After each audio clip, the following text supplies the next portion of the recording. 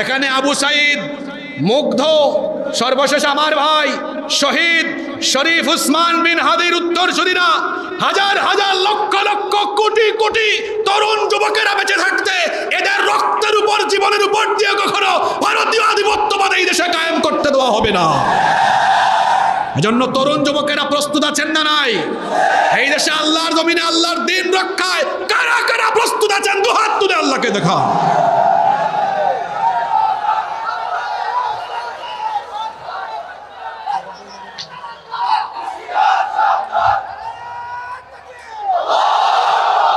আল্লাহ আমাদেরকে কবুল করেন, বলেন আমিন।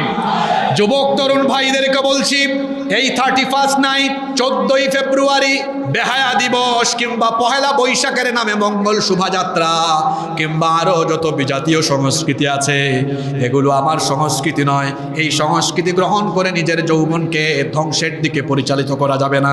রব্বুল আলামিন কোরআনুল কারীমের 11 নম্বর সূরা সূরাত হুদের 113 নম্বর আয়াতে বলছেন, ওয়ালা তারকানু ইলাল্লাযীনা যালামু ফাতামাসসাকুমুন নারু ওয়া মা লাকুম মিন দুনিল্লাহি মিন আউলিয়া সুম্মা লা তুনসারুন। আল্লাহ তাআলা বলছেন, তোমরা জালেম সীমা লঙ্ঘনকারীদেরকে অনুকরণ করো না। যদি করো তাহলে জাহান্নামের আগুন তোমাদেরকে স্পর্শ করবে। যে যার অনুসরণ করবে সে তাদের মধ্যে শামিল হয়ে যাবে। এজন্য নবীজি বলেছেন, মান তাশাব্বাহা বিকওমিন ফাহুয়া মিনহুম। যে কারো সাদৃশ্য গ্রহণ করবে সে তাদের অনুসারী হয়ে যাবে, তাদের দলভুক্ত হয়ে যাবে। সুতরাং ইহুদি, খ্রিস্টান এবং অমুসলিমদের কোনো কালচার বা সংস্কৃতি লালন করলে তাদের অন্তর্ভুক্ত হয়ে গেলেন। কিয়ামতের দিন হাসর হবে মুসলমানদের সাথে নয়, হাসর হবে ওদের সাথে।